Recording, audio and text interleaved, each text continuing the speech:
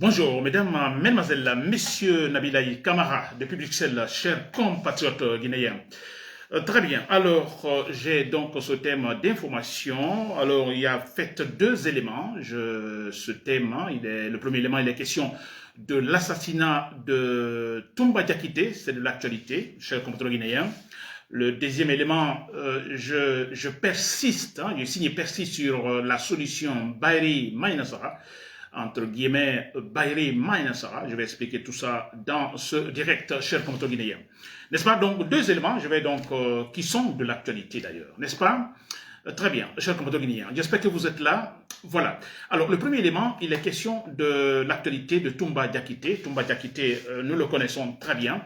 Alors, j'ai dit dans mon titre, assassiné, l'assassinat de Toumba Diakité, parce que moi, je suis sûr à 100%, alors qu'il a été assassiné. Pas comme on le dit, qu'il est décédé, parce que là, il faut faire une différence entre il est décédé, il a été tué, il est assassiné, n'est-ce pas?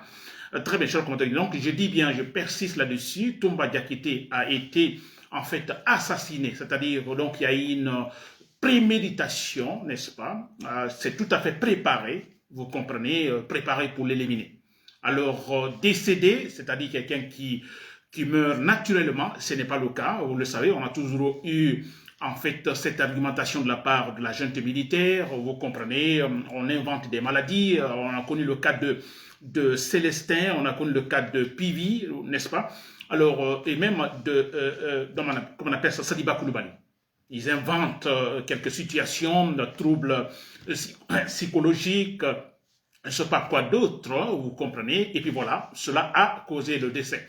Alors, eux, ils nous ont toujours parlé de décès naturel, la mort naturelle, n'est-ce pas? Très bien, mais nous savons tous au fond, que non, ce n'est pas le cas. Il est question de l'assassinat. Toumba Diakité a été assassiné. Je suis sûr à 100%, tenant compte des paramètres, tenant compte de la logique de raisonnement. Ce n'est pas compliqué. N'est-ce pas? Alors, Toumba Diakité, nous savons tous comment il est arrivé en prison, comment il a été jugé. Nous savons tous, c'est lié à cette affaire donc du 28 septembre, le massacre du 28 septembre, cher compatriotes. Alors, je ne dis pas ici que Toumba Diakité est un héros, non. Là, je ne l'ai jamais dit. Il n'est pas héros, nous savons d'où vient cet homme, donc depuis le régime d'Alice Camara. Alors ce n'est pas un héros, je ne dis pas que je vais défendre un héros, non, mais je vais ici expliquer pourquoi il a été assassiné, pourquoi Toumba a été assassiné, n'est-ce pas? C'est une personnalité quand même, nous le savons tous, un soldat. Voilà, je crois que c'est là l'explication se situe pourquoi, la cause, pourquoi Mamadi Doumbouya a décidé de l'éliminer. N'est-ce pas? Très bien. Alors, Toumba Diakité qui a été jugé, vous le savez, on a eu ce procès, jugé et condamné. En principe, alors la sentence donc devait, je crois que terminer cette année. J'entends certains dire par là qu'aujourd'hui même que cela devait prendre. En fait, Toumba devait être sorti de la prison, libéré, n'est-ce pas? De toute façon cette année, après avoir, je crois, purgé, 9 ou 10 années en prison. N'est-ce pas? Très bien. Alors, Toumba est donc à la maison centrale et quelques temps après, 100 ans, donc, disons, le temps de la libération de Toumba qui s'approche, c'est vrai, cette année. Alors, ils sont partis donc le chercher à la maison centrale. Oui, ils sont partis le chercher à la maison centrale, le conduire à, en fait, une autre prison, donc, je crois, à Koya. Là, nous savons toutes ces informations. N'est-ce pas? Alors, mais pourquoi cela? Mais je le dis, c'est très clair, quand nous sommes dans une dictature, on a affaire à une dictature, le dictateur ou dans le régime dictatorial, alors tous les efforts, à 80% des efforts fournis par le régime, c'est comment garantir donc le fauteuil du dictateur. Mais c'est cela, tous les efforts sont là, 80%. N'est-ce pas? C'est garantir le fauteuil donc de dictateur, c'est renforcer la sécurité donc de dictateur. Et dans cette prévention, dans ces mesures de sécurité, alors il n'y a pas pitié. Tous les en fait moyens sont utilisés. N'est-ce pas? Tous les moyens sont utilisés. Les gens sont accusés parce que alors les soupçonnant donc de monter un coup contre le chef, ils sont injustement accusés ou tout simplement, certains sont accusés et même tués parce qu'on pense qu'ils sont potentiellement dangereux pour la sécurité du président. Je dis bien potentiellement. Ils préjugent. Ah, lui, il est potentiellement dangereux. Il pourrait donc nuire à la sécurité de Mamadi Doumbouya. Alors les gens sont arrêtés par-ci, par-là. Donc vous voyez, nous sommes dans cette situation. Alors Toumba Diakité, il est clair, nous savons tous, Toumba Diakité était un soldat audacieux. C'est un monsieur, on a connu autant de Dadis Camara, de même groupe qui est Pivi. Vous voyez, c'était des gens quand même très audacieux.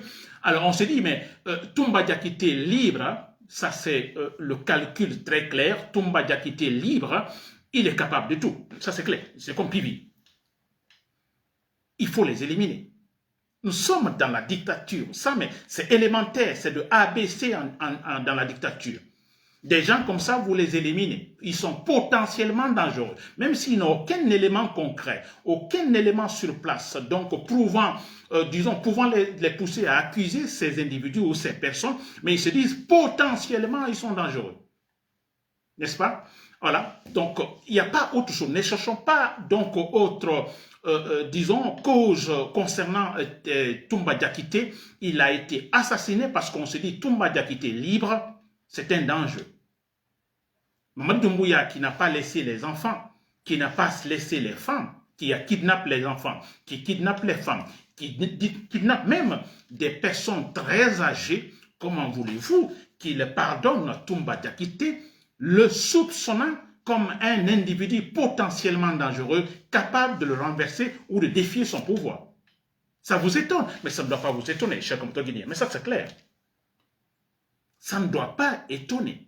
On prend Toumba Diakité à la maison centrale, on l'envoie où donc à une autre prison centrale, on ne sait pas, à Koya, et quelques semaines après, bon voilà, il est parti, il est mort. Et on a en fait tout de suite une argumentation officielle. Voilà, voilà, il était malade, c'est ci, c'est cela. Mais nous savons tous comment ils sont allés chercher Toumba Diakité à la maison centrale. Et comment tout élément, quand il est malade, ils supposent qu'il est malade, mais comment ils sont partis le chercher pour quand Samoé. Mais c'est clair, n'allez pas loin, n'allez pas loin. Le dictateur doit se débarrasser de toute personne capable, même potentiellement de le renverser, de façon de créer des ennuis à son pouvoir. Mais c'est comme ça, ils vont les éliminer. Ça, c'est clair et net. Il n'y a pas, n'allez pas loin. Saliba Koulibaly, pourquoi est-il parti? Parce qu'on se dit, ce monsieur a des idées. N'est-ce pas? Ce monsieur était un peu surpris de l'allure des choses. Mamadi Doumbouya qui renverse Alpha Condé. Alors nous allons mettre les points sur les i. Nous allons poursuivre le processus démocratique. N'est-ce pas?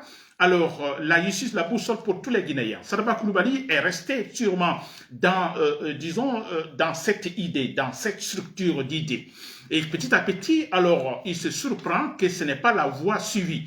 Il commence à émettre certains discours, vous voyez, alors un peu opposé donc au discours en ce moment officiel de Mamadi Doumbouya. Mais voilà, on se dit carrément, lui, il faut l'éliminer. Il faut l'éliminer, il est capable. Voilà pourquoi Saliba Koulibaly est parti. Mais écoutez, s'il vous plaît. Alors, il ne peut pas venir tout de suite le prendre, le pendre, le tuer. Vous voyez, ça a attiré beaucoup d'attention, mais il faut trouver des argumentations, n'est-ce pas? Il faut trouver des subterfuges. Voilà, il était malade, il avait une maladie, etc., etc. Il y a le cas de Célestin aussi, vous voyez?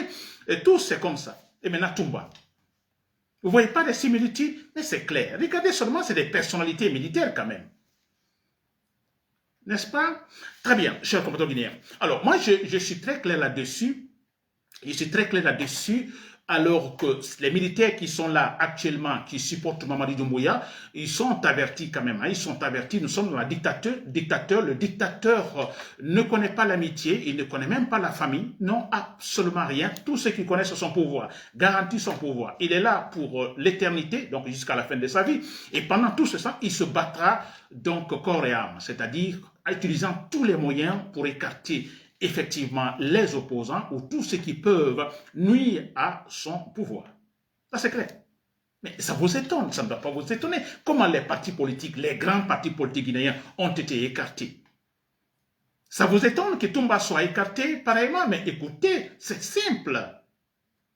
C'est simple. La dictature doit se renforcer. La dictature doit s'installer. Et qu'est-ce qu'il faut? Il faut mettre autour de soi des gens qui en fait, sont en fait acquis à la cause de Doumbouya. C'est cela. Donc, si vous remarquez très bien, c'est la famille, c'est des amis, c'est de l'ethnie et tout ça. Parce que là, il se dit, j'ai confiance, eux, ils ne peuvent pas me trahir. Mais c'est clair, nous sommes dans la vraie dictature ethnocentriste, donc à l'image du régime de Sékou Touré, très clair. C'est-à-dire, vous mettez les gens autour de vous, alors pensant qu'eux, ils ne peuvent pas vous faire du mal. N'est-ce pas? Et généralement, c'est la famille. Très bien, chers compatriotes, ça c'était donc le premier point sur l'assassinat de Toumba Diakité. Il a été assassiné. Il y a eu une préméditation, ça c'est clair. Il faut l'éliminer, il est dangereux. Potentiellement, selon eux, potentiellement dangereux. Très bien, je passe sur le deuxième élément. Alors, le deuxième élément, je parle également de cette solution, donc je persiste là-dessus, la solution Barré-Maïnassara.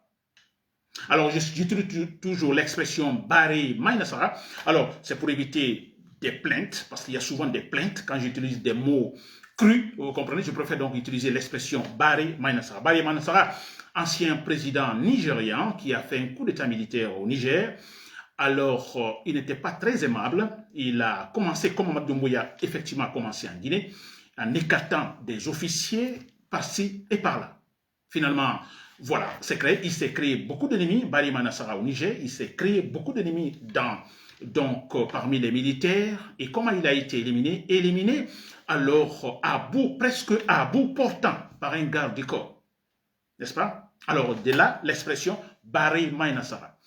À bout portant, on l'élimine, et puis voilà, tout de suite, d'autres militaires prennent le pouvoir. N'est-ce pas? Alors, je dis bien, je persiste là-dessus pour le camp Mamadou Doumbouya. Il faut cela, un coup d'État, c'est-à-dire où il est question des contacts par-ci, par-là. Non, ça ne marche pas.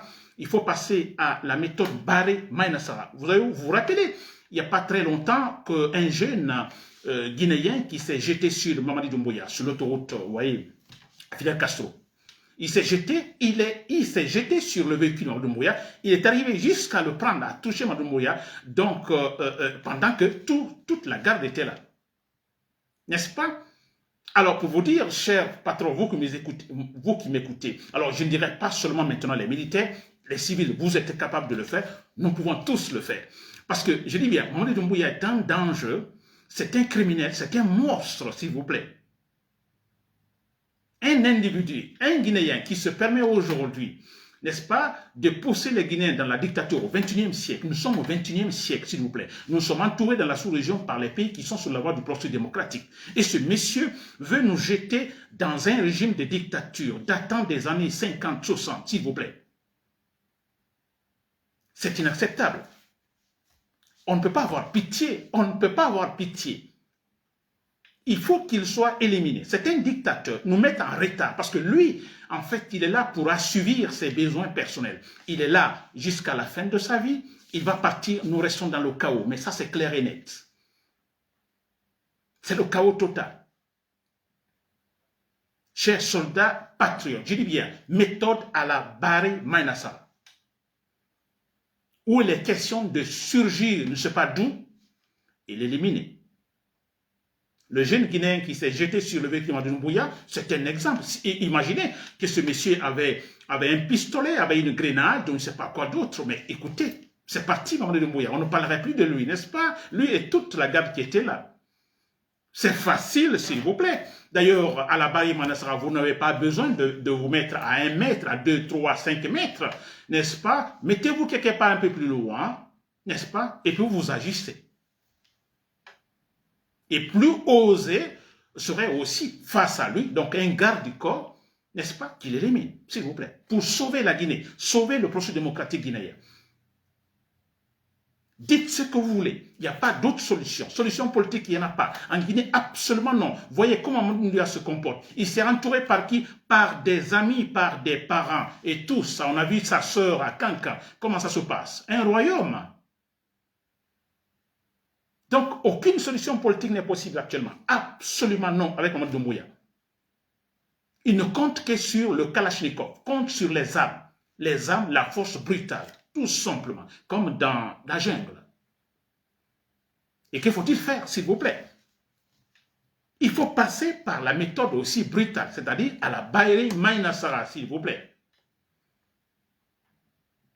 Et c'est facile, je vous assure, c'est facile. L'exemple typique, c'est le jeune qui s'est jeté sur lui. Mais c'est facile. Nous le faisons, cher patron de l'armée, nous le faisons, nous l'éliminons et les militaires responsables. Parce que là, après Mamadou Doumbouya, je le disais au temps de Alpha Condé, après Mamadou Doumbouya, je vous assure, la blague n'est plus possible. Qui renverse Mamadou Doumbouya vient pour faire autre Mamadou Doumbouya, écoutez, il va chuter. Qui a renversé Alpha Condé pour faire Alpha Condé, voilà Mamadou Doumbouya comment il est. N'est-ce pas? Et qui va renverser Mamadou Doumbouya s'il veut continuer à faire Mamadou Doumbouya? On verra, il sera renversé aussi. Il va souffrir. Mamadou Doumbouya souffre, il va souffrir et il va tomber. En assassinant Toumba Diakité, en assassinant, disons, Saliba Koulibaly, Pivi, Célestin et autres, n'est-ce pas? Il s'est créé encore un lot d'ennemis. Des ennemis qui le détestent, nous qui le détestons. Donc nous voulons effectivement qu'il soit supprimé parce qu'il est dangereux pour tous les Guinéens. N'est-ce pas? Je continue. Très bien, c'était tout, Nabil et camarades de Public. Merci pour l'écoute, j'espère que je me suis fait comprendre. Bonne journée.